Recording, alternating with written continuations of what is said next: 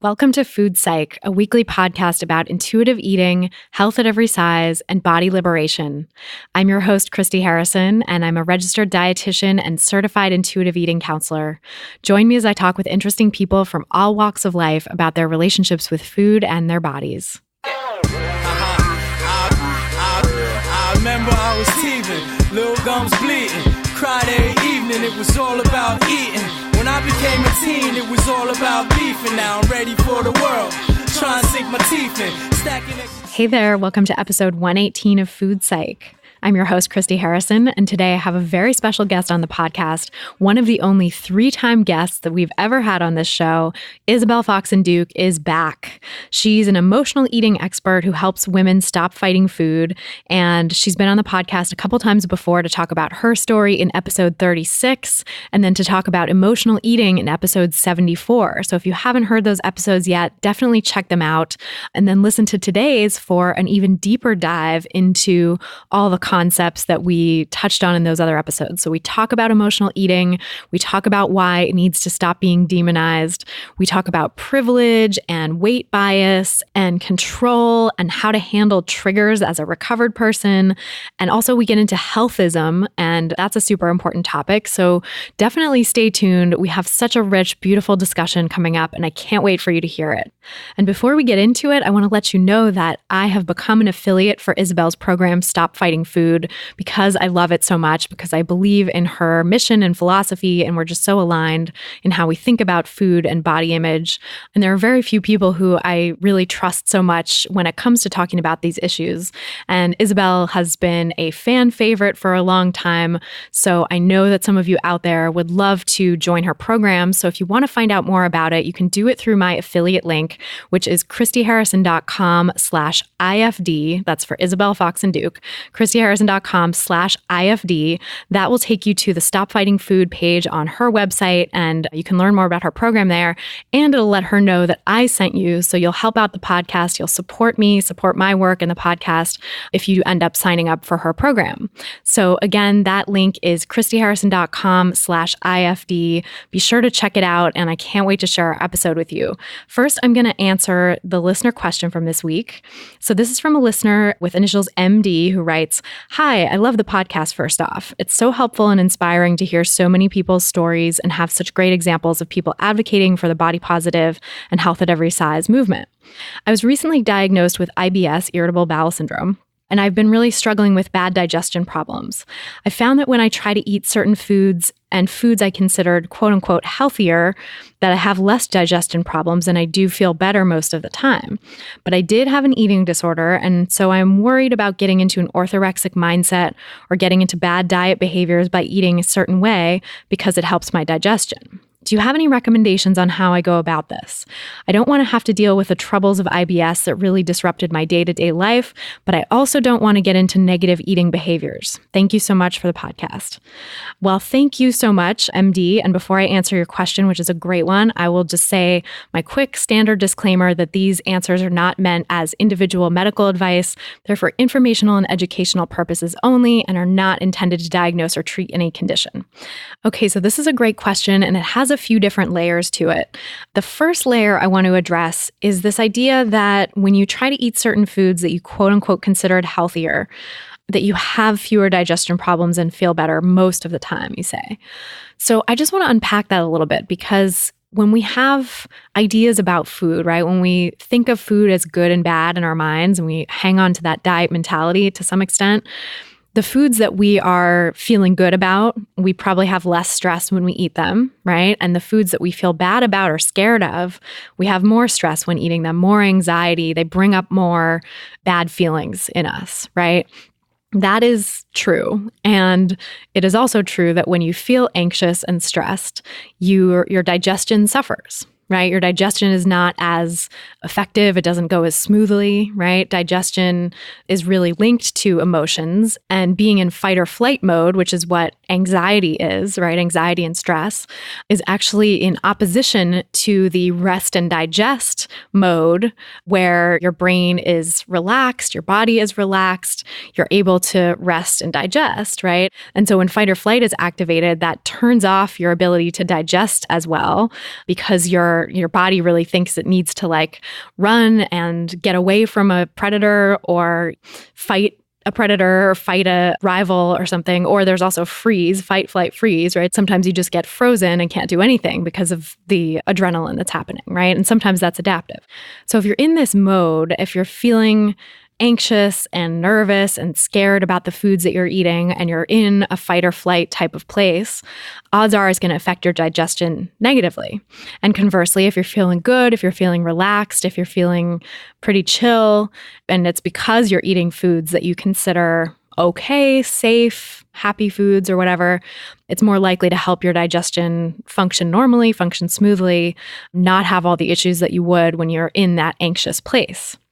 So with IBS, I think it's really important to sort of highlight that and make that distinction, because it's possible that what's going on for you is that your IBS is being triggered by stress and anxiety, and that stress and anxiety could be exacerbated or brought on completely by specific foods, and therefore you might feel worse when you eat those foods, but it doesn't actually have to do with how the foods are affecting your stomach or your intestines, but rather how those foods are making you feel and how that stress is affecting your stomach and your intestines.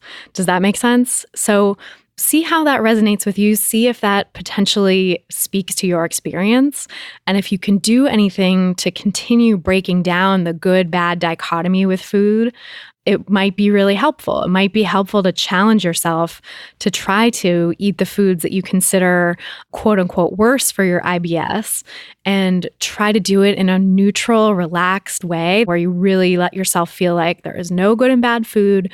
This food is not going to hurt me. This food is actually pleasurable and helpful and makes me feel good, and sort of get yourself in a mindset where you believe that it's going to be okay and test it. And then also try to take away the halo over those foods that you consider quote unquote good and see how that affects things.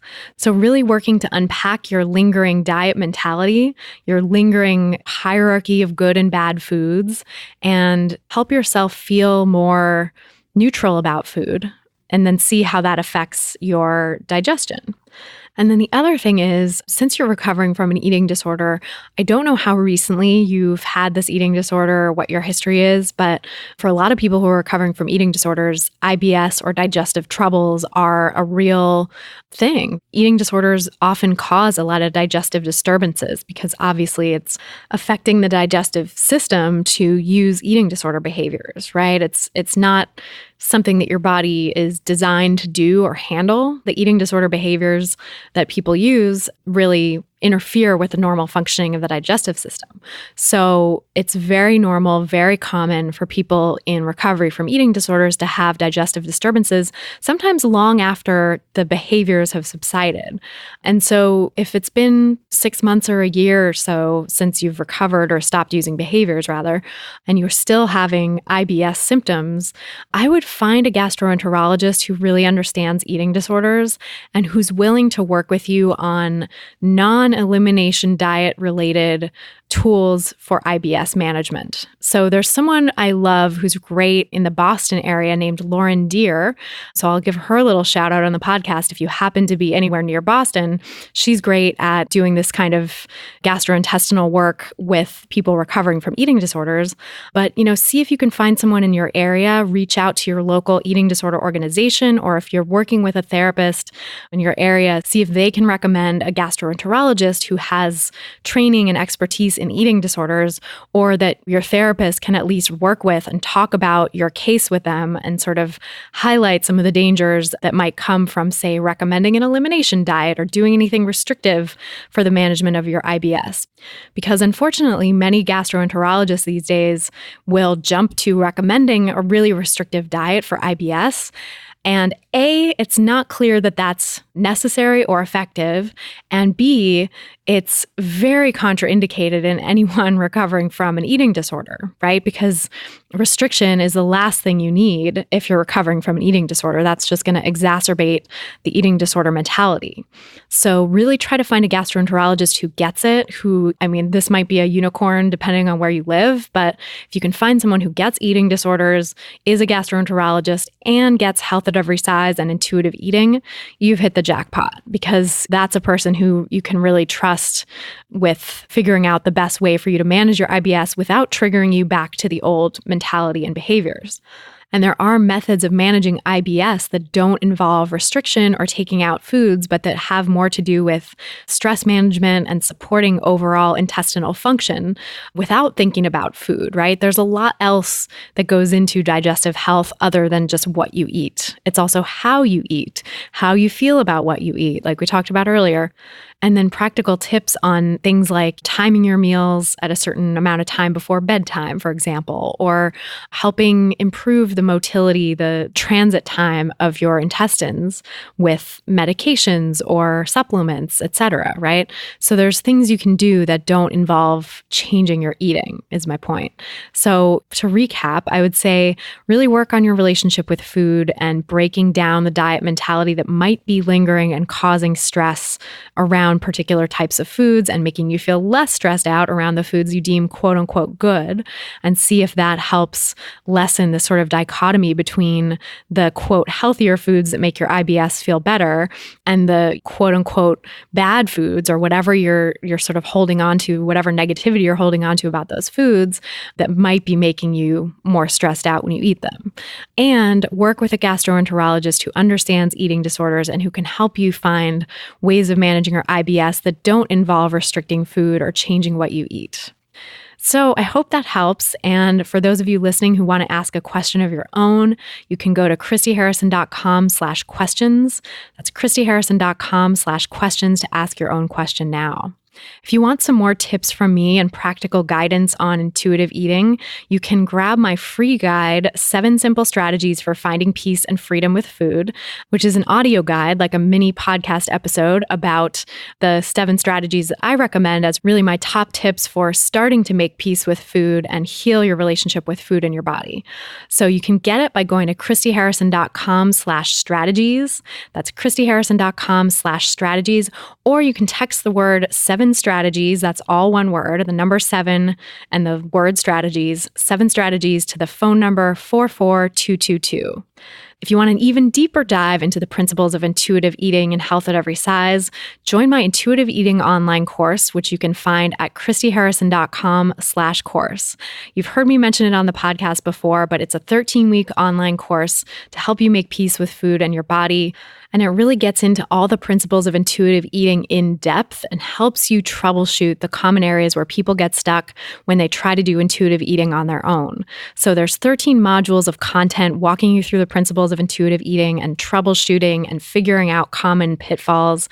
And then I also do a really deep dive in the monthly Q&A podcast for the course, which is exclusively for course participants. And it's like over an hour, usually about an hour and a half of content every month, exclusive content. You're not going to find it anywhere else, where I answer questions from participants in the course, so that could be you, and you get access to a library of hundreds of questions that I've answered before from previous participants, so you can listen to all of those and ask your own questions of me going forward.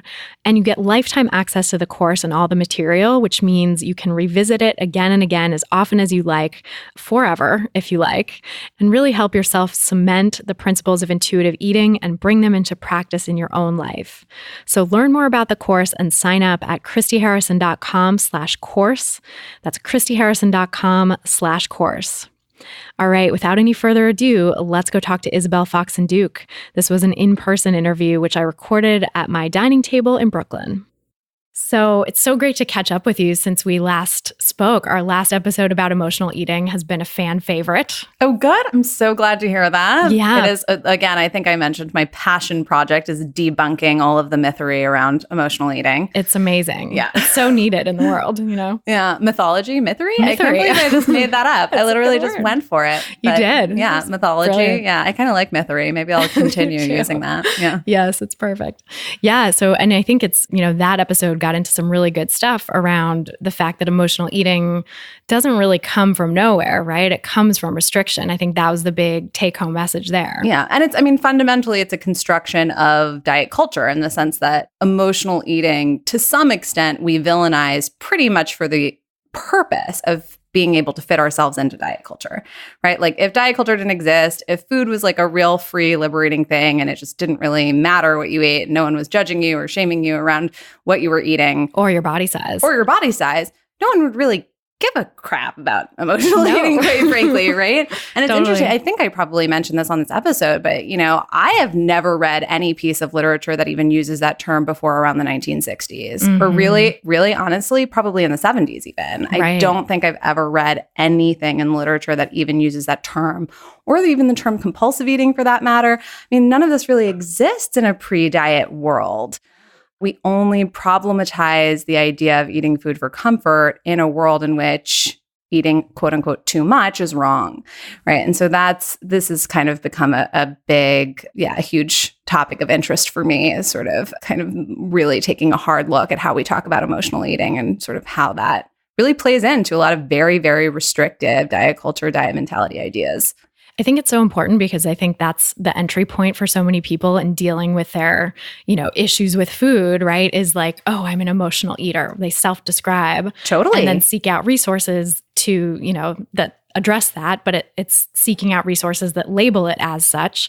The resources you're going to find that label it as such are usually going to be very problematic, right? Almost always. I think we even mentioned this on the last show, but it's sort of like I use the term I've tried to reclaim the term emotional eating, because it's almost like I want people to understand that I get where they're coming from. I understand the concept. I've been there. I still do that sometimes, right? Like the concept of eating something for the purpose of comfort, or, wanting to grab something when I feel like a little off or whatever, or just give myself a little something.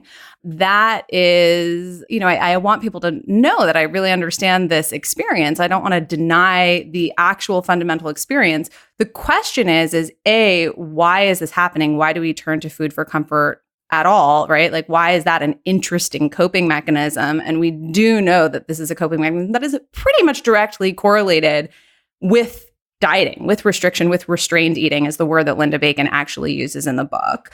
So heavily correlated, correlation doesn't equal causation. This is so heavily correlated that typically speaking, we don't actually really see people who don't have a history of food restraint turning to food for comfort. They actually often lose their appetite when they're stressed out or anxious. So it's like not just even correlation, it's like full inverse correlation, like every which way, right? So we really do know that emotional eating is something that is very heavily, is like pretty, like I think there's an argument to be made for causality between emotional eating and diet, and some sort of history of restrained eating, dieting, restriction, poor body image, even emotional deprivation, et cetera.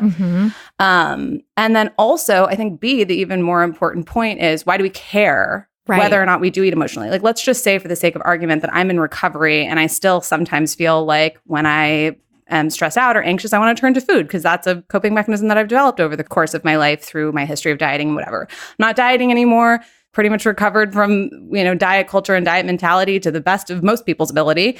And I don't really give a shit that sometimes I want to eat a brownie when I'm sad or whatever, and it is interesting. Like, I think that's even the more interesting conversation is, why do we even care about this coping mechanism to begin with, when in reality it is relatively benign, especially compared with coping mechanisms like restriction, which are incredibly dangerous, or coping mechanisms like obsessing about food, which are incredibly dangerous, or coping mechanisms like all of these other disordered eating behaviors that really are the thing that are most potentially threatening to our livelihood, happiness, et cetera. And yeah, if I have clients that are experiencing that and they're like, oh my God, I overate. I ate, a whole bunch of this snack food in front of the TV and it felt kind of like a binge. I'm not sure if it was a binge or just emotional eating. Like, I don't want to be an emotional eater. I don't want to be doing that again. And it's like, okay, well, why is that a problem for you? What is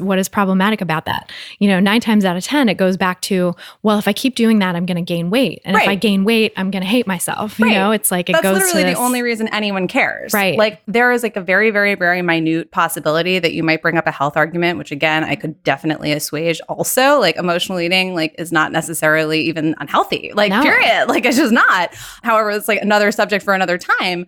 Again, 95% of the reasons that I hear that people give a shit about emotional eating are fat phobia, having nothing to do with health or nothing to do with any of these other arguments. Occasionally, I'll hear people say something to the effect of like, but I really want to feel my feelings. Isn't it like, important for my health that I not, quote unquote, numb out?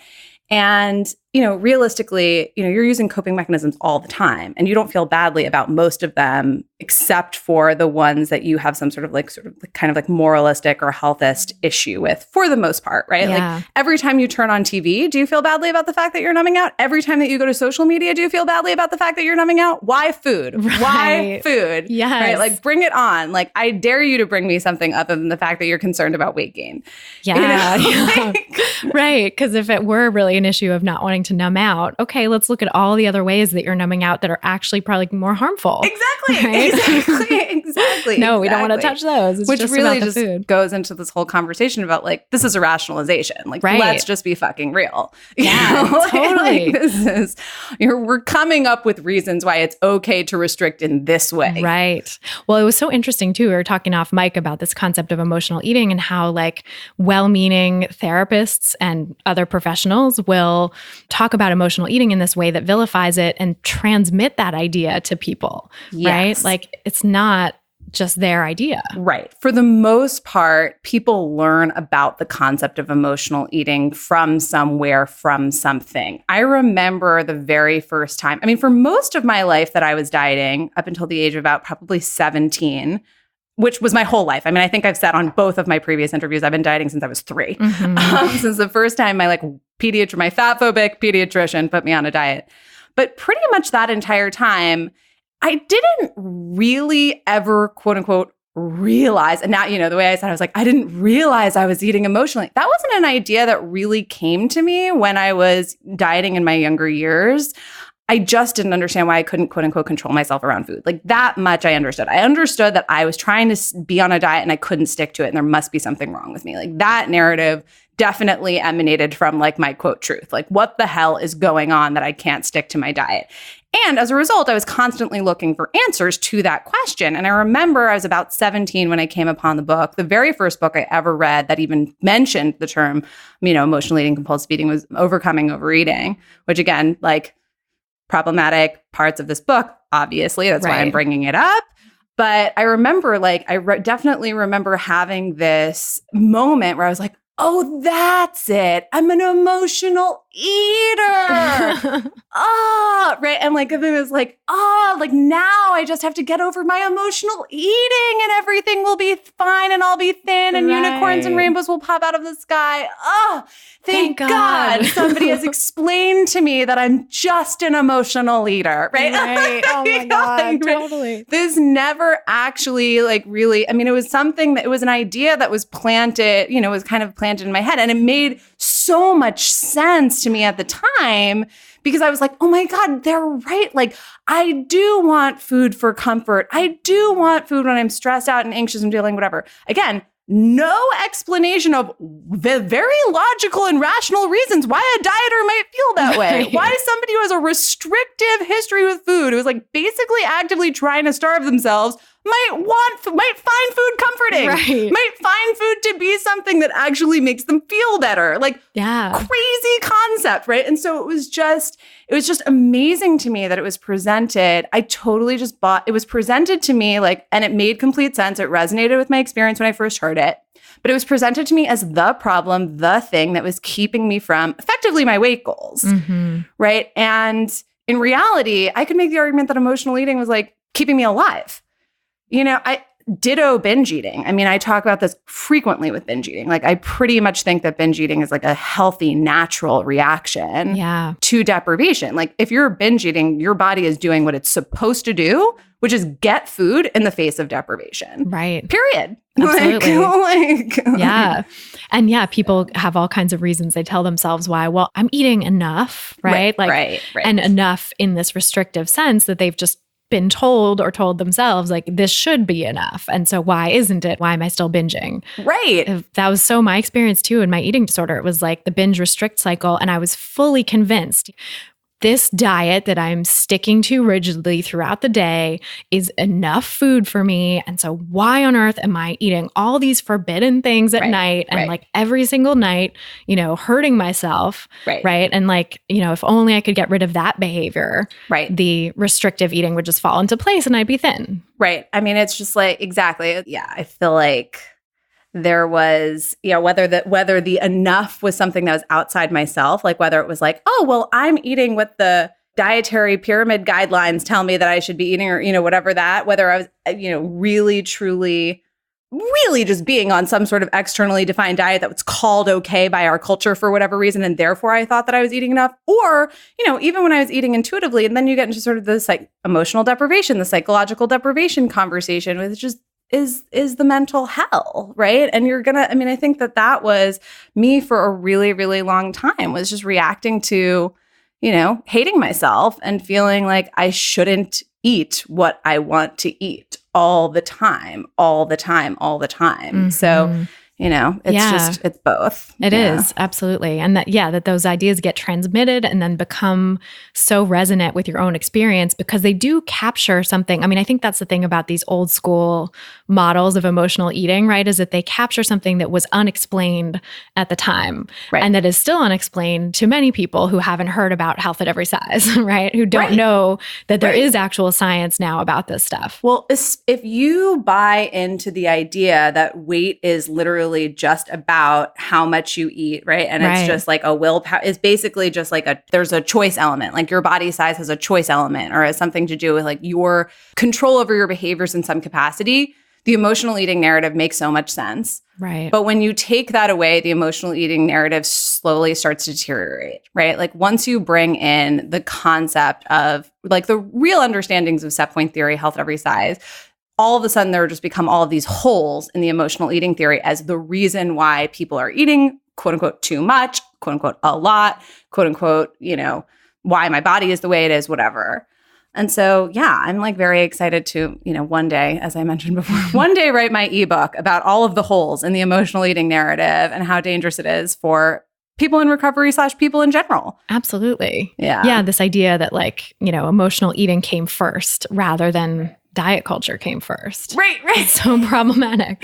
Right. And so like all the, I think that is something for professionals out there to understand too, is that if you're buying into this traditional paradigm of emotional eating and sort of using that old school model to explain why people feel that they overeat and then try to diet and lose weight, it's like, that's not...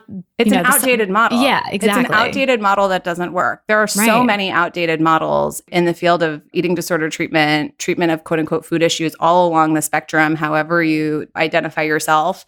So many outdated models that just, I think we were talking about this before off air, the science and the research around this and our collective cultural understanding of things like set point theory, which is, I almost hesitate to call it a cultural understanding because it's a small subsection of us who really understand it, right?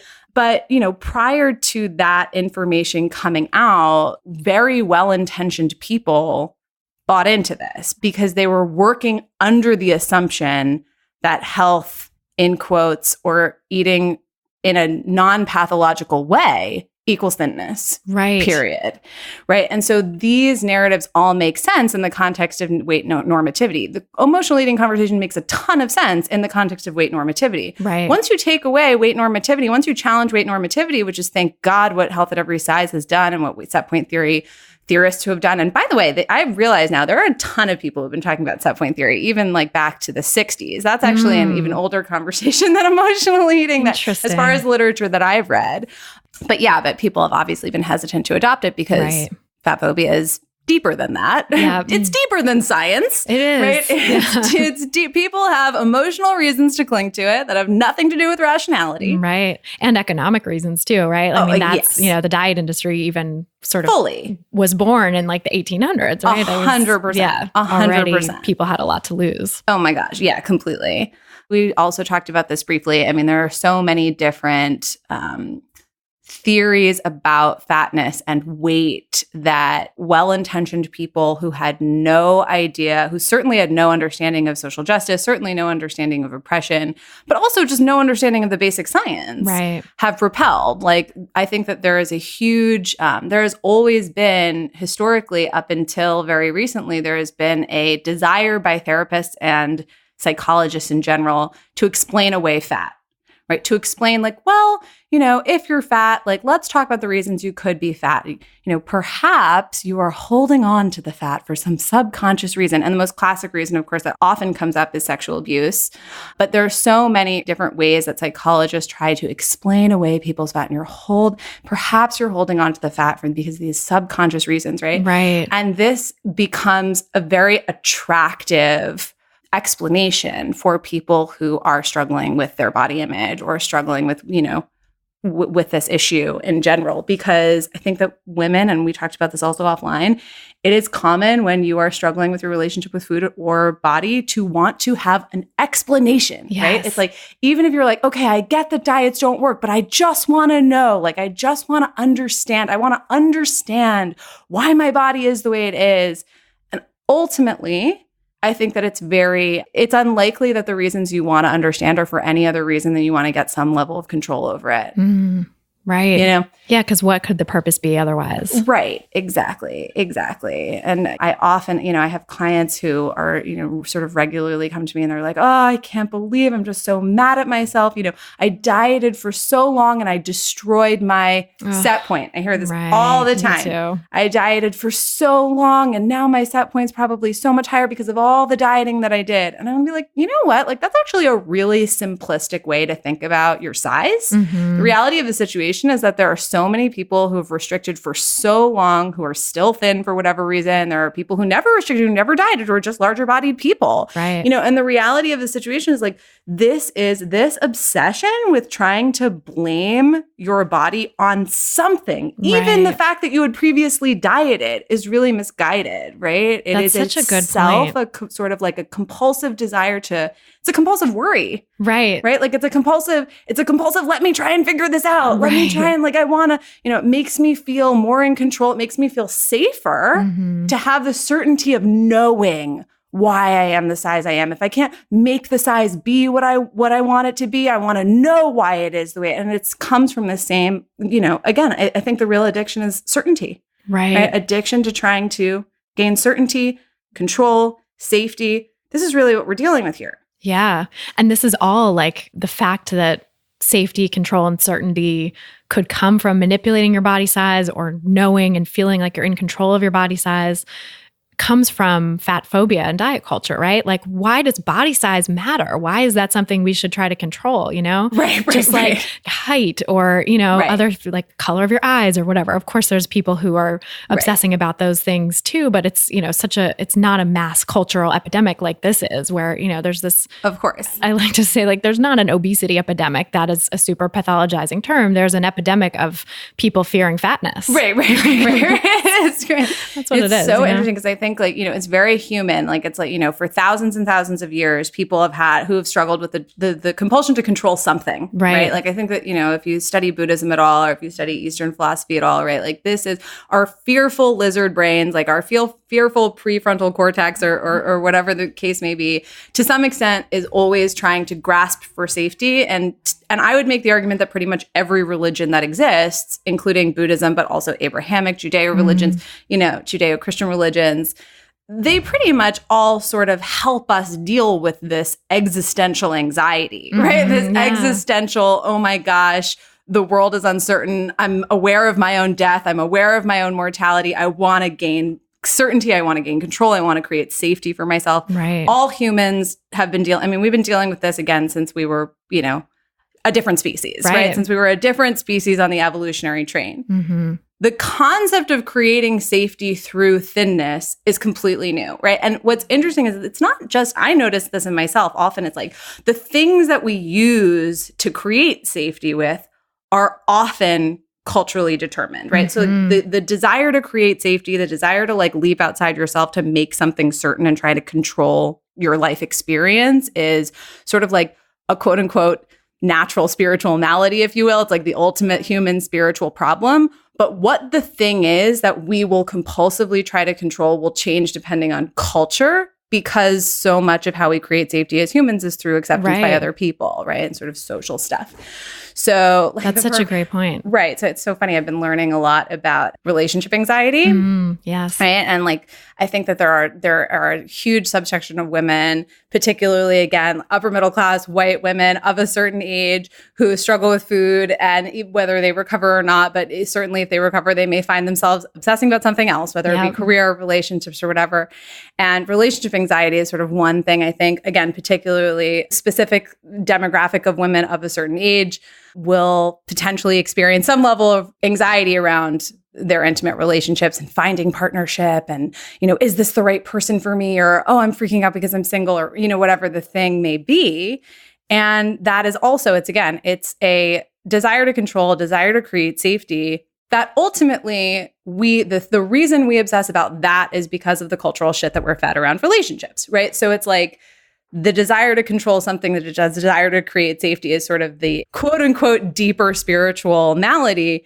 And then the thing that we're going to be enticed to control with is almost always brought on by cultural biases, cultural problems, socially determined expectations of what your life should look like, et cetera, et cetera. So true. Especially, with relationship anxiety, I can so identify with that. Yeah. Oh my God. Like I spent my early 30s single and dating and freaking out, even though I didn't grow up in a family where that was pressure put on me to get married young or anything like that. It's the culture. It's in the ether. It's in the ether, yeah. And I think like I have pretty cool friends. Nobody's like bugging me, but like still, it was just this internal thing that I had internalized from all these How many romantic comedies have you seen? Exactly. Seriously, like how many movies have you seen where female characters were in anything or valued in anything other than a romantic role? Almost none, right? And That's they're also probably all thin and white while they're doing it. Right, exactly. Or if they happen to be the one larger bodied character, it's like the friend or the person who, it's these stereotypes and tropes that don't actually represent our complex, unique reality, but that we're sold as like, this is the way you fit in, this is the way, and in some circles, I feel fortunate in some ways to live in a place where like it's not incumbent on everyone to just be married with kids already, but that is true in some communities, Oh, for sure. And to not be doing that there is a real sense of being on the outside, being ostracized, I'm a failure. Not fitting in, failing. And like that is all culturally constructed, but also it feels very real, it feels very fearful. Yeah, exactly. It's scary, right? Yeah. It is so scary to have expectations for yourself that you didn't even create, that were ultimately created for you. But even still, the expectation was instilled in you. It's there. You have this expectation. And then all of a sudden it's like, oh my God, I'm not going to meet the expectation. Despite the fact that, again, this wasn't even your expectation. This expectation was literally like implanted in you as a child. It's like somebody put a chip in your brain called, this is what you should want. Right. Yeah, like the standard American dream chip just goes right in. Exactly. And yeah, I think that is the root of some of this, the mourning that has to happen when people let go of dieting, right? And the pursuit of the thin ideal. But it happens in so many arenas, letting go of the pursuit of whatever American dream version you had inherited and decided you were going to do, and then didn't work out. Yeah, it is funny going back to sort of pitfalls or like things for ethically minded, sort of woke professionals who are in this field, especially therapists and people who are working with any kind of anxiety, whether it be eating or relationships or whatever, is just really, really, really be conscious of the social biases that you carry, right? Like, I hope that you all out there who are working in this field are spending as much time as you possibly can unpeeling the onion of the expectations that you have of what people's lives should look like, right? Because I cannot tell you how many people I know who are quote unquote relationship coaches who the assumption is that you should be in a relationship. And if you're not, and like there's a problem, if you're not, there's a problem, I'm going to help you get there, right? And it's like a well-intentioned idea that is based on a bias that is actually quite harmful. Totally. Right. Yeah. And so, I feel like if anyone wants to, I've worked with great people in the arena of relationships, for instance, but it's like the only people I trust are the people who are like, and P.S., if you end up single, that's cool too. Right. Like, yeah, because that shows they've done the work to overcome. They understand how the sort of social biases impact their work. And obviously, I think that I can't stress enough. I know we've talked about this offline quite a bit, this is such a huge deal in the order of eating disorder treatment for disordered eating, or issues, again, on the spectrum, however you define that. I often don't use the word eating disorder because— No, same. I say disordered eating usually because it's all the same. Right, exactly. Dieting and disordered eating. Yeah, like 80% of women hate their bodies. Yeah. Like that's let's just start there. Exactly. Yeah, and so, like every time, I think that this is sort of the major responsibility of therapists and wellness professionals and anyone who is providing any kind of mental health service, is to be aware of your biases, understand the cultural constructions in which you are operating, and make it a point to continue to educate yourself about that as much as humanly possible, because you could continue to do work forever and still not get to the end. There's always more work to do when it comes to deconstructing bias. That is like my that's my secondary job. Yeah. Like really deconstructing bias. If I'm not continuing to do that work, I am not doing anyone any favors. It's really hard work. Yeah. And which is why I think we talked about this also. I recently made the decision that I'm not going to post any photographs of myself as a thin white woman on my business Instagram page. That's so amazing. So for, if you go to @Isabel Foxen Duke and follow me on Instagram, like from here on out, it will only be political messages that are relevant to my coaching practice and my mission, but there will not be photographs of me on Instagram going forward. I think that is I don't want to, especially with the major pitfalls of social media, are people looking up and seeing this like sort of aspirational image of someone, kind of getting this idea of like, oh, we look at social media like, oh, their life is so great. I don't want to like show a picture of me as like a thin white woman, a picture of me and my boyfriend. Like, I just don't want to do that. Like, that is not useful. That is not serving anyone. I actually think it's harmful. Right. And this is definitely a huge problem, I think, that we are seeing with a lot of coaches who are sharing the concept of self-love, but often use themselves as pretty privileged people as examples of, oh, look at me, I'm so brave. Look at me showing like, look at my stomach. And meanwhile, it's like, you're a thin-bodied person. Right. This is not. No, I think, that kind of stuff can be useful maybe to an individual who's healing, like to take self-portraits, to share with loved ones, or to, explore on their own how they could develop an acceptance and maybe even a love for those images, but to share it publicly, and especially to share it when you have as a coach, the professional privilege, right? Exactly. And have people looking up to you. Yeah. It's really becomes much more problematic when you are a professional in the space, right? If you're a coach or a therapist or a nutritionist or something of that kind. I think when you're in your own process of healing and that's what the function of it, that's a completely different story and can be incredibly useful and incredibly helpful. I mean, I know that I've personally experienced that thrill of actually making myself vulnerable and showing my body, showing myself in a bathing suit and putting it out there publicly and noticing that the earth doesn't crumble beneath my feet and like, wow, like this is amazing. I'm liberated.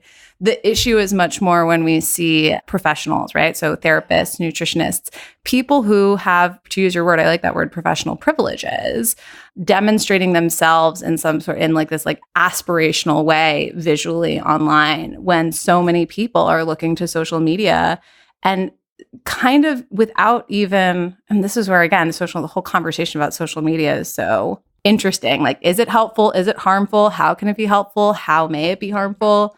The biggest harm with social media, whether we're talking about weight or really anything else, is, am I looking to somebody and thinking they have something I don't, right? Their life is better than mine. Yeah, seeing their outside and comparing it to your insides. Right. And this is not news, right? Like, we know that this is problematic with social media. This is like an epidemic, huge issue. And it's something to really be aware of as a professional who has an image on social media. And it is something to be aware of as a client, right? Or as like a consumer of social media. Like, am I being really conscious about how the images that I'm looking at are making me feel? Right. And so again, although I will say there are, of course, amazing benefits if you're a client who wants to do the scary thing to make themselves vulnerable. Or perhaps you're using social media to really expose yourself to body diversity, which is my favorite way that people use. I actually encourage my clients to go through their social media feed, delete anyone who makes them feel badly about themselves, and insert as many fat positive images that they possibly can. So plus size bodies that are typically excluded from their typical visual diets, right? They're typical visual diets of like, 6 foot tall, thin white models. Exactly. It is so powerful, right? Because that imagery imprints on our brain at such a young age. It's like that idea of what a woman should look like.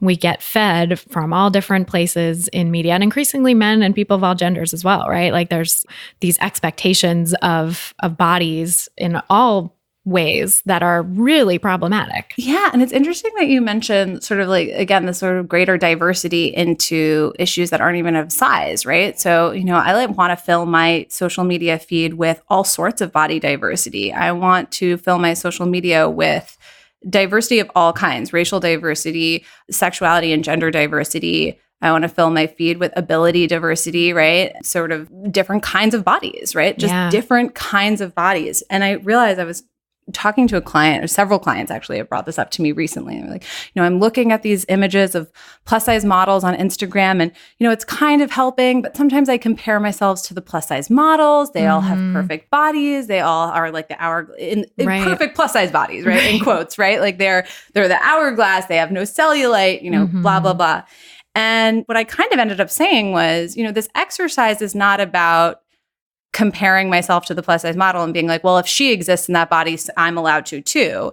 The exercise is really about diversifying all the images that I see, like actually just getting into flexing my muscle of trying to see beauty in different stuff, including, different gendered bodies, including different races, all sorts of, various different kinds of bodies, just different bodies in general, right? If I can start to see beauty and expose myself to different stuff on a regular basis, that's a flexibility that I can bring with me in my own body as my body changes, as I age. Oh, I forgot to mention age diversity, which is one of the most, I'm not most important. They're all important. They're all equally important.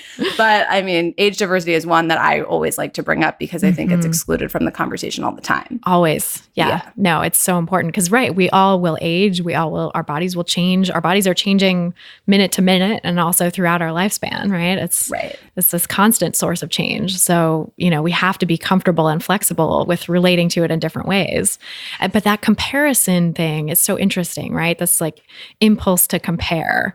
Yeah. Where do you think that comes from? Why do people do that? Because I have a lot of clients who bring that up to me as well. Yeah. So I have some pretty heavy political theories as to why this is the case. Political theories that really even go back into like our economic structure and sort of, in many ways, sort of we as a very meritocratic capitalistic society, right? We have been trained into competition, period, right? It's like we have the specific pot of gold, right? I actually usually refer to it as like a scrap of cheese that is like given to us by whatever systemic hierarchy, right? For whatever reason. And people are just fighting over the cheese, right? And it's just like, who can get the biggest piece of cheese, right? And if I can get a bigger piece of cheese than you, then I feel better about myself, or I feel safer. It's not even like better. It's like ultimately it all comes down to fear, right? Like I feel safer, right? If we live in a hierarchical society, which I think is indisputable, right? In a hierarchical society, people are going to feel safer the higher rung they can grasp onto. Yeah. Right. And so, again, this is not an easy problem to fix, but ultimately the question is, why do people have this desire to compete? It's because I think that our lizard brains, again, are trying to create safety. And one of the ways that we create safety in a hierarchical society, which certainly in a meritocracy we have, probably I could make the argument in capitalism period we have, you are going to do anything to just get on the highest rung, to just fight to get on the highest rung that you can possibly get on. You'll probably kick people along the way by accident. And you'll be like, oh, I shouldn't have done that. I have guilt, but like, I really need to get on this high rung in order to survive, And so ultimately, it's an incredibly anxiety-provoking way to live, trying to cling to the rung, right? It's another way that our lizard brains kick us in the ass, right? Because it's the cost of fighting to get onto the rung is so anxiety-provoking and so exhausting that we end up just like ruining our lives trying to create quote unquote safety. Yeah. And this is what really like Buddhism, like this is where the whole surrender, letting go conversation is about. Like now we're getting back into the same conversation that we were 10 minutes ago about letting go of control and all of these things. Ultimately, at the end of the day, the only peace and sanity that we get is realizing that it is more exhausting and stressful to fight to get on the higher rung of the ladder than it is to just literally get off the ladder and just be Yeah. like, I notice my desire to try and cling to the ladder. I notice my desire to like jump on there and compete and try to get on a higher rung than you. I'm noticing that compulsion. I'm noticing my lizard brain wanting to go there. And I'm going to recognize that this is bullshit and this is not the path to happiness, right? Like I'm going to recognize that this ladder was designed to hurt me and all others, right? And this is not, I'm going to do my best to not participate. I do think that it's important to note, and I talk about this with diet mentality all the time, like sometimes these thoughts are going to pop up. No need to blame or shame yourself for these thoughts popping up. The question is, can you see them as thoughts? Can you see them as something that you don't actually have to give an enormous amount of value? Right? It's just like, okay, there it goes. There's my diet mentality just popping up. Like, oh, that's the flare, right? It's like I'm uncomfortable. I might be feeling fearful. I might be, I'm trying to create safety somehow. Boop, there goes my diet mentality just popping up. And the first thing that I do, like even before I get into conversations about challenging it or anything else, first, can I just separate myself from it and just realize like, just a thought. Oh, there it is. Hi, there you are. Right. Diet mentality. I notice myself wanting to go into compare and despair mode. I notice myself wanting to like, compete with another woman or compete with another human. Right. Okay, there you go. Oh, that's just my lizard brain doing its thing. Like, thanks for the note, but no thanks. Right. Such a good practice. So important for so many arenas of life, right? Yeah. It's interesting though, when you were saying that, I got this like weird feeling because I just had a business related situation. I won't go into too much detail, but someone kind of stepped on my turf and, violated my boundaries in a way that made me feel so uncomfortable and icky. And when I thought very nicely, like pointed it out and said, hey, it felt like it violated my boundaries. Can you please not? I got this rhetoric back that was actually everything you were just saying about scarcity mentality and competition. And, it was like twisted in the service of violating my boundaries, right? Which was horrible. It made me feel so manipulated. Right. And so I think that is just reminding me that we need to like also be aware that safety and boundaries and having, allowing ourselves to claim space and not let people infringe on us in ways that make us feel uncomfortable is also okay and important. And I think sometimes when we go through this journey, we absorb these thoughts and these concepts in ways that can really be used in service of bad behavior, right? Well, so Pema Chodron, who I love, who I think you're also pretty familiar with, who's a Buddhist nun, and I always mispronounce her mentor's name, Rinpoche. Trungpa Rinpoche. Yeah, right. Yeah. He has a word for this, and he calls it spiritual materialism. And it's basically when you're abusing spiritual language to serve your ego and to serve your own desires about the way you think the world should be. Right. That's a very good point. That's exactly what it felt and like. That happens in the self-help world all the time. Totally. Especially when it comes to business. I mean, probably in all sorts of ways, but I would say certainly a lot of self-help business owners are guilty of this, right? Like, it's so hard. If anyone is spewing spirituality at you in response to your setting boundaries or in response to your like just being clear about what your emotional needs are, that's a manipulation right there, right? Yes. If they didn't, that's spiritual materialism. If they actually wanted to do the really spiritual thing, they would just be like, okay.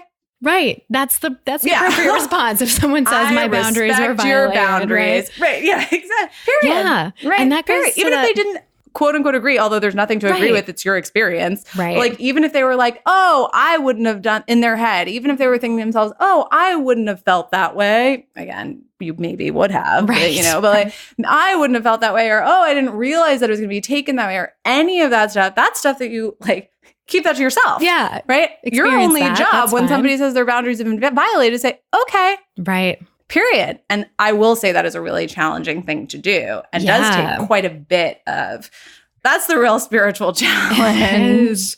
Not to fight back, right? Yeah. And I think that goes to the, like, these sort of larger social justice discussions about intent versus impact. And like, yes, if someone says like, I experienced something you said or did as oppressive, right? Or this triggered, some historical trauma, or this triggered something related to this marginalized identity that I hold.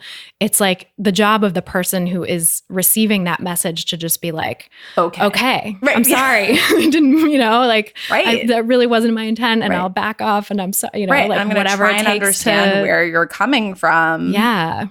Like my position on this, particularly as the person with privilege, is not relevant to this conversation.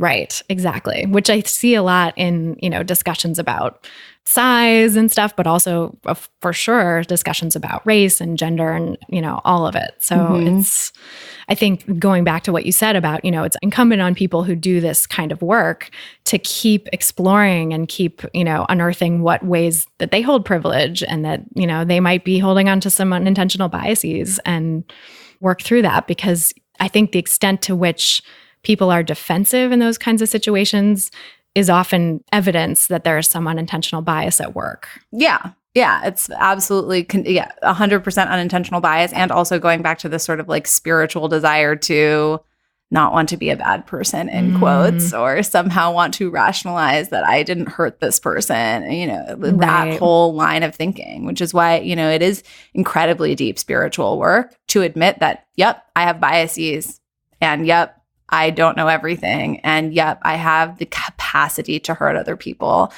That is such a huge thing. I was talking about this on a coaching call recently. If you can't stand up and say, yep, I hold biases on the basis of size, I hold biases on the basis of race, I hold biases based on the gender, sexuality, ability, age, right? If you can't stand up and be like, yep, I have these biases, like my job is to work on them to the best of my ability, and there will probably never be a day when I won't have them because of the unfortunate brainwashing that I not only have received up until this point, but that I continue to receive. Right. I continue to receive fat phobia biases as a health professional working with disordered eaters and emotional eaters, quote unquote, this whole like food issues in quotes, right? There's this whole, even us, right? Even us as professionals who are theoretically, have so much privilege in the information that we have and the education that we've gotten, we are being brainwashed into fat phobia every single day that we live, right? And so it is always and certainly all of these other kinds of oppression and kinds of prejudice. So, I think it's incredibly important for people to be like, yep,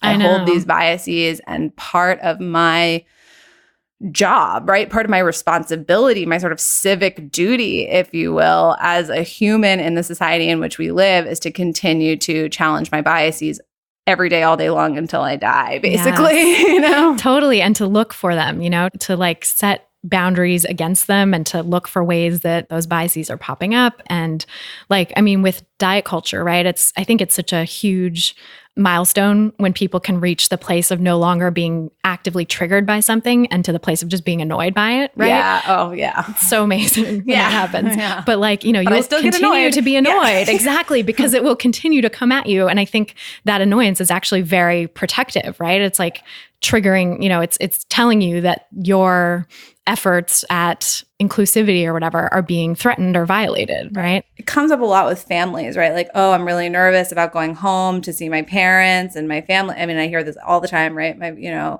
really fat phobic family members or like intimate partner, whatever the case may be, right? And I'm so nervous to see them and blah, blah, blah. And I often will say, first off, just assume that it might not be easy. Right. Let's not pretend that there's like a way that somehow you can encounter fat phobia in a completely non-painful way, because fat phobia is just inherently painful. Right. It's just inherently violent. It's inherently painful to be around.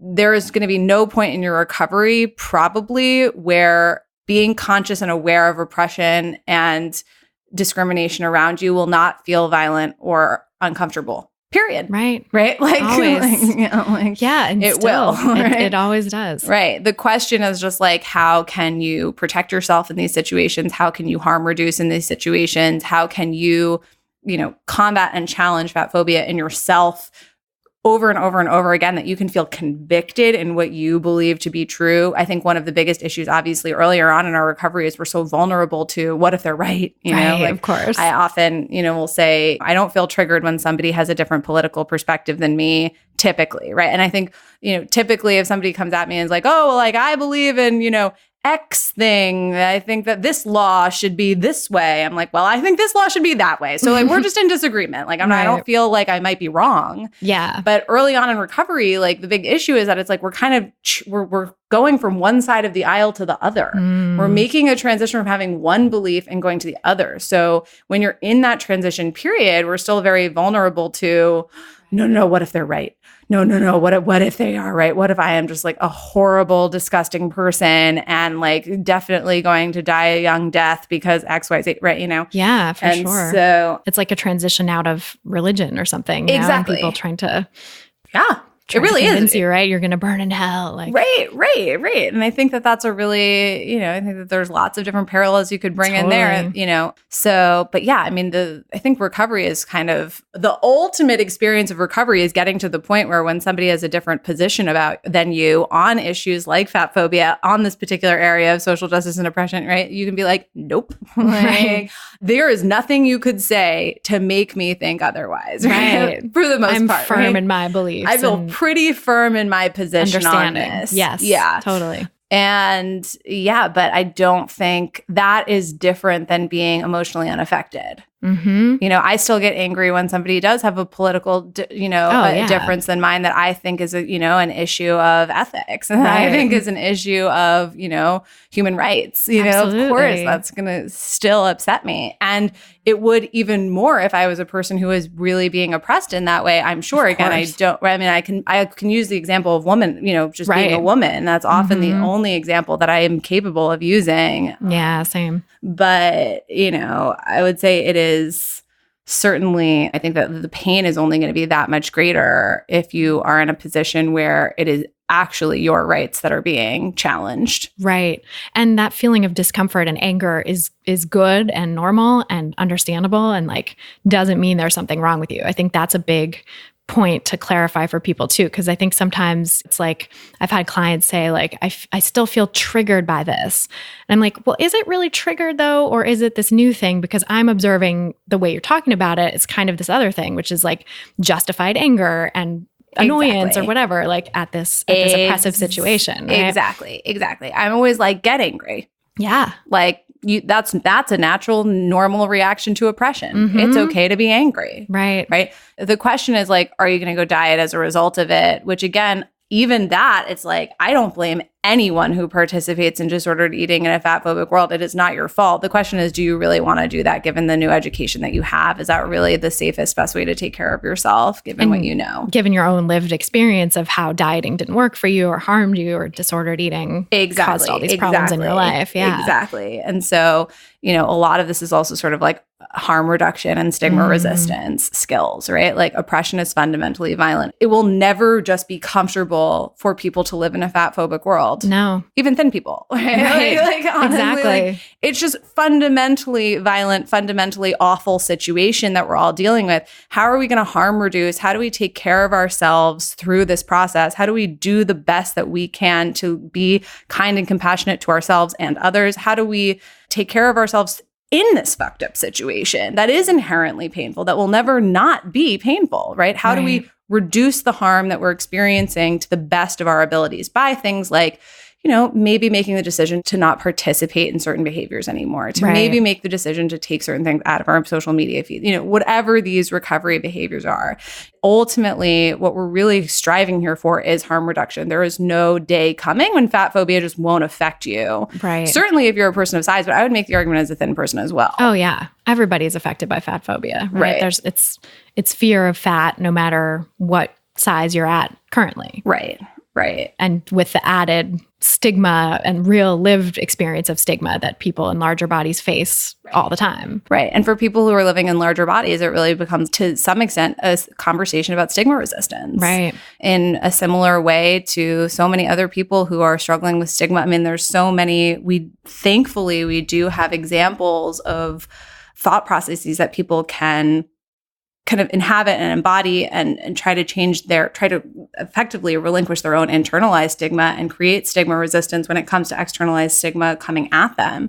But yeah, I don't think that there's a situation in which a person of size living in a fat phobic society or a thin person living in a fat phobic society, it just is, there's just no problem. It's just everything's fine. Right. And the sort of options for responding to that kind of stigma are like buy into it and participate, which is what people do when they're dieting and engaging in disordered eating, right? It's like accepting this stigma and responding to it in a way that agrees with the fat phobic premise. Right. Or resisting. Which will often create more harm, although it's not your fault that you thought to do that. Right. Because you didn't know that it was going to create more harm when you went into it, right? Totally. Like, this is what everyone told you would bring you happiness, right? This is just not, it's just not your fault that you went down that path. That path happened to you.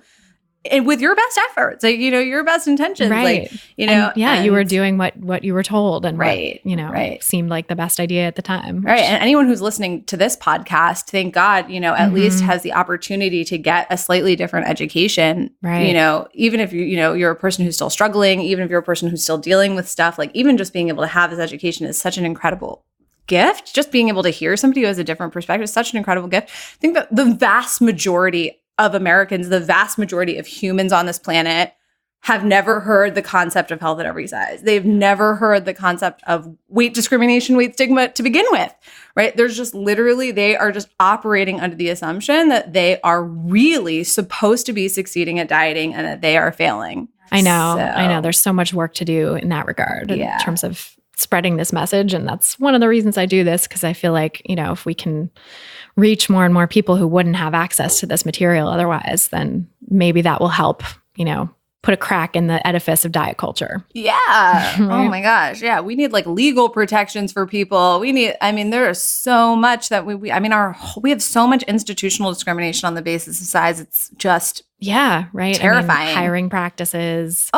Salary medical ranges. System. Medical. God, seriously, that's a whole. It's a biggie. Big one. Yeah. Which leads into this other type of discrimination that we were talking about a little bit earlier, which is healthism, right? Like, that's a form of oppression that is rarely discussed, except in certain circles, right? Yeah. But in the body positive movement, you hear a lot of it's not about weight, it's about health, right?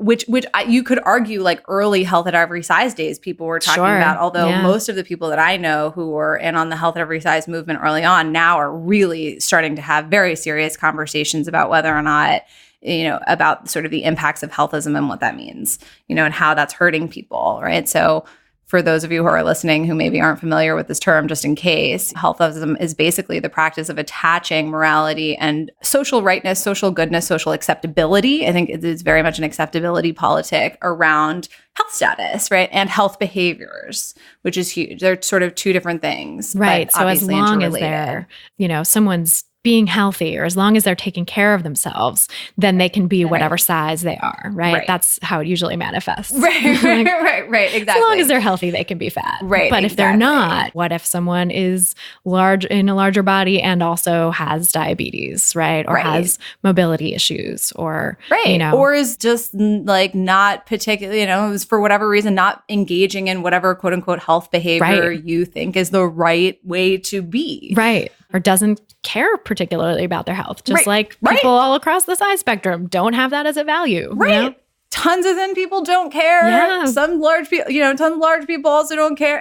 Totally. It's like a completely, at any size, you can have that be a value or not. Right. Or I think for the vast majority of people, health is a value on a spectrum basis, depending on other things they've got going on in their lives, depending on, what other priorities they're dealing with. I feel like there's like an absolute, there I would imagine must be a class component to this. I'm fairly confident that there is, right? If let's talk about like the other things that might be like pressing priorities in your day, right? Like maybe you've got like kids to feed, and maybe like going to the gym and getting on the treadmill for 30 minutes is just not the deal, right? No, like it's just not like it's just priority. it's not the thing that you need to do today, right? Like the hierarchy of needs, right? You're like, I'm working 2 jobs and like raising children, like getting to the gym is just not my number one priority. Like, no, like, I can't even imagine. Right. So, there's a lot of issues involved here. I think healthism is incredibly wrapped up in classism. And I think the intersection between healthism and classism is pretty huge. I mean, I think that that's one of the big reasons that healthism has really propelled and become what it is.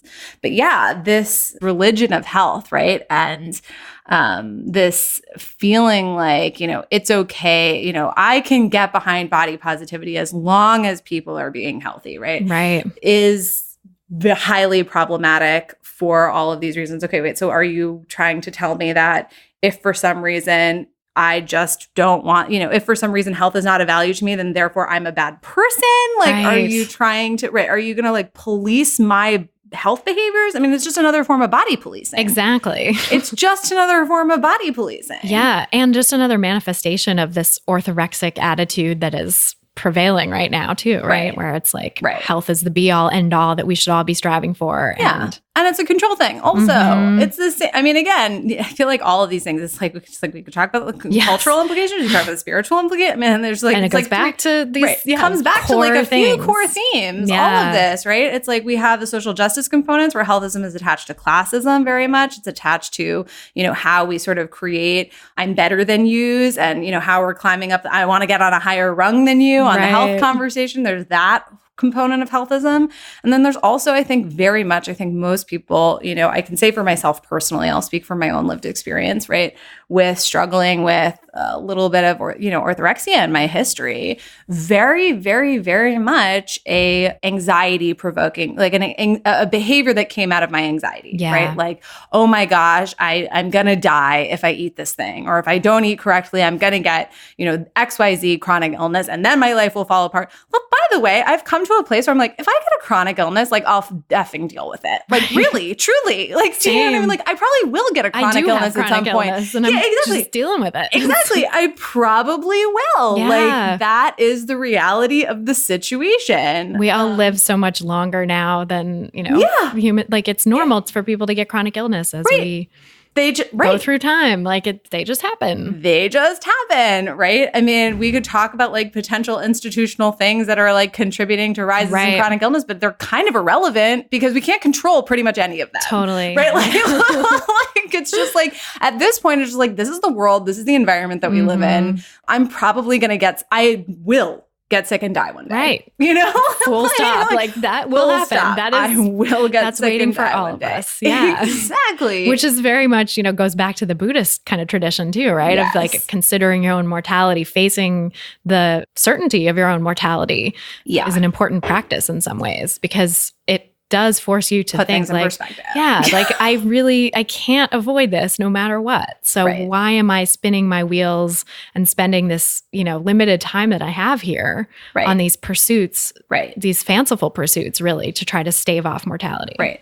The cost that I pay to play this game of trying to avoid pain causes me more pain than the marginal benefit that I may even be able to create for myself by doing the extra thing or reading the extra thing or whatever, which, by the way, I think it's completely debatable. I think there's an argument to be said for the fact that stuff doesn't do anything and could possibly hurt you even physically, not even just emotionally, right? I think there's a ton of research to suggest that orthorexia very much creates health risks, actual physical health risks outside of just emotional well-being. Right. Yeah. There's research now on osteoporosis, but there's a lot of other stuff emerging as well. It's putting your actual physical health at risk, which was the point of the whole thing in the first place, right? Was to minimize risk to your physical health. Exactly. But I always say, like, even in this fantasy land where I could control outcomes, the energy and the exhaustion and the stress that I would be putting myself through in order to create this, this fantasy benefit that I probably won't even get, this could very well backfire anyway, is such that the cost literally outweighs the potential marginal benefit, especially when you consider the risk involved. Absolutely.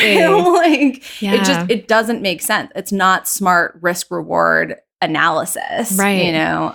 No, totally. I think that's exactly what it takes to overcome that orthorexic tendency, is to really look at like the cost. Right. The cost of, behavioral economists will call this the cost of optimization. So it's like the cost of trying to get the best thing versus just being comfortable with like, the reasonable okay thing. Right. Interesting. Right? The cost of the energy and the stress involved with having to get the best thing or having to get, the safest thing or whatever is typically a greater cost than the marginal benefit that you would get if you when you compare that with just accepting the okay thing. Right. Exactly. Right. Which is so true. I mean, in regard to food, right? To try to optimize the health of all your food, whatever that means. Right. But also like, all these things that I'm seeing as really extensions of orthorexia, like beauty products and home care and baby, all of the stuff, right? All of the stuff that's like non-toxic and which, there is an argument for environmentalism, certainly. And I do value that. But I think making that a value out of fear and out of the fear of like what personally is going to happen to like you and the people you love as a result of these quote toxins in your environment, that's not worth the effort that you're putting in. Right. You really have to consider the energy and the stress that you put yourself through in order to create this perfect scenario, or even this like really good scenario this high level of acceptable scenario or whatever the case may be.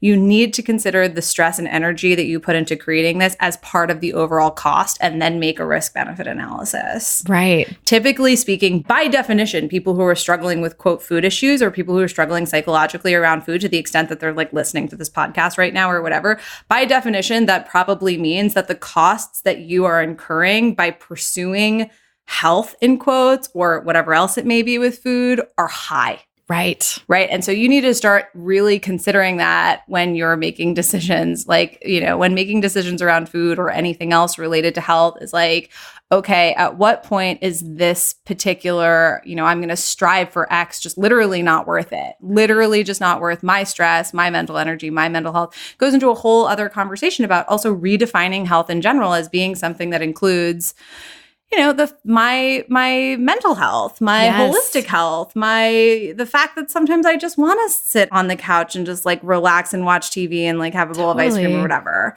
And that is part of your well-being, right? That's part of, and well-being really is linked to physical health outcomes as well, right? Like your whole holistic, and I've talked about this on other episodes of the podcast too, where like this concept of quote unquote holistic health is actually very narrowed. I think it was Alan Levinovitz who said it was like, it isn't actually holistic, right? It's narrowed down to just the physical. It's not taking into account the mental, the spiritual, the social, interaction, right? Because in my opinion, anyone who calls themselves like a holistic health coach or like a holistic nutritionist or anything like that who isn't actually acknowledging the benefits of being able to like veg out on the couch and watch TV occasionally is missing the point. Agreed. Yeah. Yes. Completely. And making people feel bad about that at all, or that that's not part of life, like I see this with intuitive eating as well. I think people try to optimize intuitive eating in this way that actually causes a lot of harm. Oh yeah, 100%. Right? And that's like the hunger and fullness diet, which I talk about I quote you on that constantly. It's another huge part of like my whole, like this is going to be certain in my book if I write one, right? Will be like hunger and fullness diet, which dovetails obviously perfectly with the whole like let's talk about the mythology around emotional eating. Totally. But I mean, I think that anytime I think yes. Because, for those who don't know, what is your concept of the hunger and fullness diet? Hunger and fullness. Oh, yeah. Okay. So for those of you who don't know, this is I hope your mind is about to be blown. Woo. Right. But effectively, hunger and fullness diet is sort of my tongue-in-cheek way that I talk about intuitive eating when people approach intuitive eating like a diet. Right. So you're not actually just trying to give your body what it needs. I actually think the healthiest way to think about intuitive eating is literally just not even having conversations about emotional eating, not even having conversations about anything other than I just want to make sure I get enough. Intuitive eating is designed to make sure I get enough. It's not about, it shouldn't be. Some people talk about it like it should be about excluding things that are too much.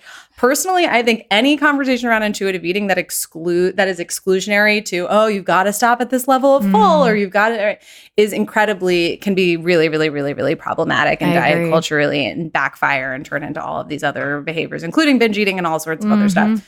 And just crazy. And just like, I'm trying not to use the word crazy. Right. But I say right.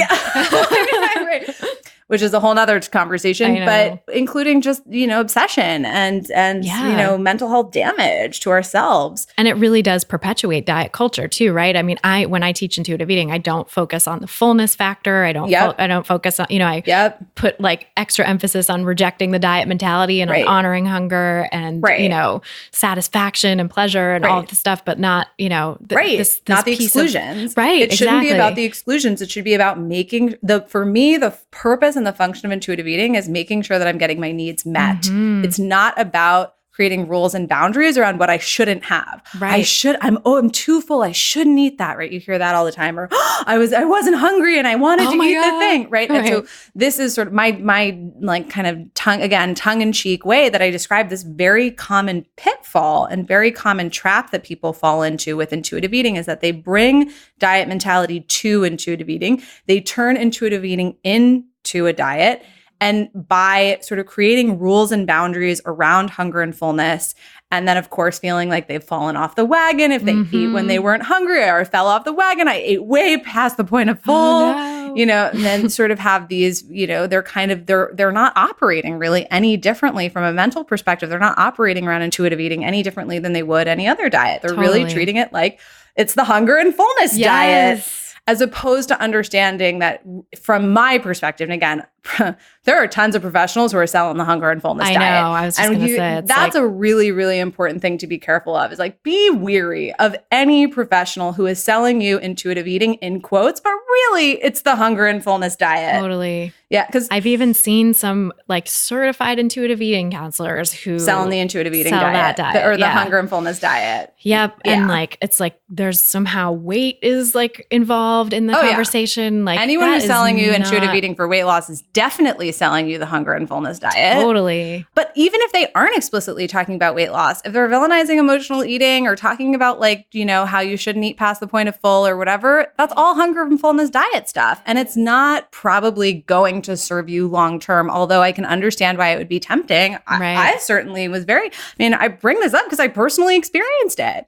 I was really trying to get the hunger and fullness diet right for so long when I was in early stages of recovery, trying to figure this stuff out. I mean, there were years where I was just trying to nail the hunger and fullness diet. And I just want to get the hunger and fullness diet right. Although, of course, in my head, I was calling it intuitive eating the whole time. Sure. Now, which even, the authors of intuitive eating even acknowledge that, their first. Yes. Evelyn is so cool. Yeah, totally. And Elise was like, just throw out the second edition. Right. It's exactly. Like, it wasn't, they know that wasn't. They get it. Yeah. Well, and one of the other things that's really interesting, I did an interview with Evelyn like a couple months ago, and I asked her, I was like, so how has the research around health at every size influenced your work? Because when they wrote the original book, it was before health at every size came out. And they're like, it changed everything. Yes. We've completely changed our tune post health at every size coming out. So even the authors of intuitive eating, they're very cool. Amazing. They get it. Yeah, totally. And the new workbook, I feel like really I think they're mortified by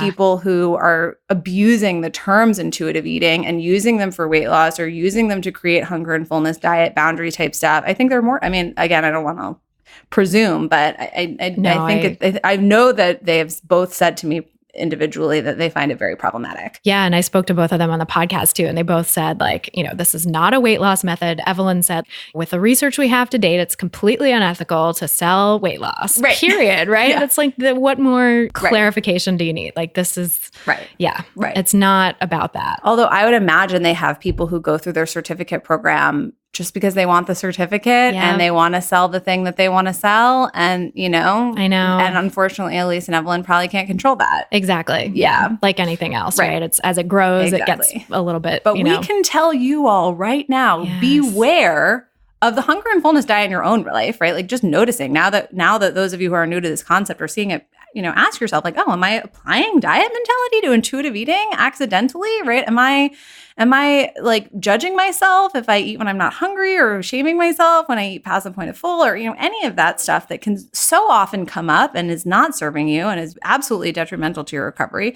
But then also be very, very, very mindful and weary of health professionals who are trying to sell you the hunger and fullness diet, right? Or trying to sell you intuitive eating for weight loss or intuitive eating as a method of excluding stuff, right, rather than as a method of making sure you get your needs met, which is that's my perspective. The Isabel Foxen Duke perspective on intuitive eating is that it is valuable insofar as it's a method to help you get your needs met. I love Outside of that, that's it. That's literally the whole thing. Totally. That's it. I love that. Yeah, because it is. I mean, food is a basic human need, right? We all have these, and gotta eat when you're just hungry, right? And just and sometimes for social reasons and all these other, right? It's whatever, like for whatever, yes, exactly. Like emotion, whatever. And need to have my needs met. I want to like check in and know what my needs are. Exactly. That is the purpose of it. Yeah. Anything beyond that, anything like, oh, I shouldn't be doing this is just diet mentality. Totally. I've seen too people saying, because now there's this whole orthorexia fascination with like elimination diet and like being sensitive, right? Food sensitivities and what kind of things are you sensitive to that you might want to eliminate. And I've seen intuitive eating be used in service of that, where it's like, use your intuition to figure out what foods are causing sensitivities, which is hugely problematic because it's impossible to be that scientific about yourself. Your digestive system takes like 48 hours to process things. So you don't even know what you ate that might be causing the gas or whatever. But what about just stress, or what about life, right? Like it's super. So I will say there is like I so feel for anyone who is struggling with like physical digestive issues, and especially, I mean, if I feel bad for people who are struggling with digestive issues or chronic stuff, which is again a growing number of us, right? Like, but it is such a particularly challenging thing to navigate kind of physical symptoms that you may be, chronic physical symptoms of any kind that you may be dealing with in diet culture, because diet culture's first response, A, is that it's your food. Right. But B, even if it is like potentially legitimate related to what you're eating, like then it's like a whole other conversation about like, how do I not turn this into a healthist thing? Right. How do I not become obsessed with and shame myself if I eat something that makes me have a stomach ache? I often say to people, it's like, okay, so you got a stomach ache. Right. That's it. Yeah. Right? Like you don't owe anybody not having a stomach ache, right? You don't even, that's your choice. Worse things have happened. It's really okay. I can understand why you would, feel physically uncomfortable and be like, oh, if I know this thing causes me a stomach ache, maybe I'll be conscious of that when I make that decision. But ultimately, if you do make that decision and you do get a stomach ache, like, it's your body and like that's your choice. Like really it's okay. Exactly. And I think to the extent that you're still coming out of diet mentality and recovering from that, it's going to feel like such a restriction and deprivation if you have something put on you that's like medical restriction, I've definitely seen a lot of people who, if they are recovering from something and then they get told to cut out certain things or whatever based on some sort of diagnosis they get that is legit, that causes a whole lot of turmoil, right? That causes it's really challenging. It's hard not to relate to that as a diet. It's one of those things where this is like one of those situations where I'm like, please have really health at every size, really size inclusive, really non-healthist professionals helping you through this. Totally. Like seriously, because there's so many different, I feel like that is a huge portion of the population that I work with are people who are grappling with medical restrictions or dealing with chronic illnesses of some kind. And there are great, like Julie Duffy Dillon. Yeah. Perfect example of somebody who works with this population almost exclusively at this point, I think. I could be wrong on that, but I know she has a huge specialty in this. Yeah. But this is I feel like so many of my private clients are people who are grappling with this conversation. Like I'm dealing with some sort of, chronic illness of some kind that may or may not, but very may well be related to food. And I'm also in, recovering from diet mentality. How do I deal with this? And I could probably write a second book about that too. Yeah. It is so important. Right. Yeah, exactly. There's a whole, that is like one of the number one. We should do an episode about this. We should do a whole episode about this. Because that's like a whole conversation. Your fifth episode. Yeah, exactly. That's like a whole conversation. I could literally talk about that for 60 minutes and I almost don't even want to like dive in. Crunch it into such, if we don't have that much time. We're also running out of time. Yeah, exactly. I was like, this one is a biggie. It's a huge one. So let's like give ourselves like a 45-minute chunk. Later. Maybe we'll put that as a to be continued. To be continued medical restrictions in the context of intuitive eating. Yeah, very important. Yeah. Always comes up. Yeah. Oh my God. Well, thank you so much, Isabel. It's so good to talk with you. Again, Always. Always. Every time. Thank you for having me. Yeah. And I love chatting with you. I swear, I mean, there's like 5 people on the planet whose stuff I feel I can safely recommend, and you're one of them. So thank you so much. I'm right back at you. Thank you. Exactly the same. Yeah. So speaking of your stuff, tell us about your stuff and where people can find it. Yeah. So for those of you who are totally new to my work, I just want to say, nice to meet you. Thank you so much. I know some of you listening to this hopefully will have heard other episodes. And if you haven't heard other episodes that I've been a guest, I encourage you to do so. There's more where this came from. But yeah, for those of you who want to just learn a little bit more about my perspective, typically people start with I have a free video training series called Stop Fighting Food, which is like a 3 videos intro series that I'm sure you'll put a link to in the notes. Yes, I'll have a link in the show notes. That's sort of like an introduction to my work. And typically I like to talk to people via email, and I send awesome emails with really helpful, valuable content on a regular, I like to think it's so helpful good. and valuable. I love them. And if you want like a once a week truth bomb about to overcome your diet mentality, definitely sign up for the video training series or my blog. You can check out my blog as well, isabelfoxenduke.com. I am actively trying to destigmatize emotional eating. I am actively trying to debunk the hunger and fullness diet over there, and talking about all sorts of other stuff as well. If you're they're both, the beginning of the early posts that are on my website on the blog and the video training series are kind of intro to my work. And then as you go through the emails, they get more juicy and more advanced. And of course, the most advanced stuff is going to be my masterclass, which I am, if you really want to dive deep in with me and get really hot on these topics and like really dig into the weeds and work with me, basically, my masterclass is going to I think I'm opening the cart for my masterclass on September 7th. Ooh. I believe that's September 7th or 8th, but that's coming you'll up get an soon. email. Just sign up for emails and you'll see it. Yeah. Awesome. Yeah. And I'll put all that in the show notes too, so people can find it. Cool. Oh my God. Thank you so much, Isabel. Thank pleasure you. as always. Ditto. So that's our show. Thanks again so much to Isabel Foxen Duke for being our guest today. And thanks to you all for listening. You can grab Isabel's free video training series, Stop Fighting Food, at christyharrison.com/IFD. That's for Isabel Foxen Duke. christyharrison.com/IFD is my affiliate link to support the podcast and learn more about Isabel's work. To learn more about my work and stay up to date on everything going on with me, you can join my email list at christyharrison.com/email. That's christyharrison.com/email. When you join, I send you a 5-day free mini series on making peace with food and your body. So get those helpful tips and lots more from me at christyharrison.com/email. And if you want daily inspiration for your body liberation and health at every size journey, come follow me on Instagram, which is a medium I really love. Who knew? I'm at Christy Harrison on Instagram, and the first I is a 1. The music you're hearing behind me now is by a band called AWOL, and the track is called Food, used under the Creative Commons license. Thanks again for listening, and until next time, stay psyched. Stupid or scared, no work in the kitchen now. Who put you there in that perfect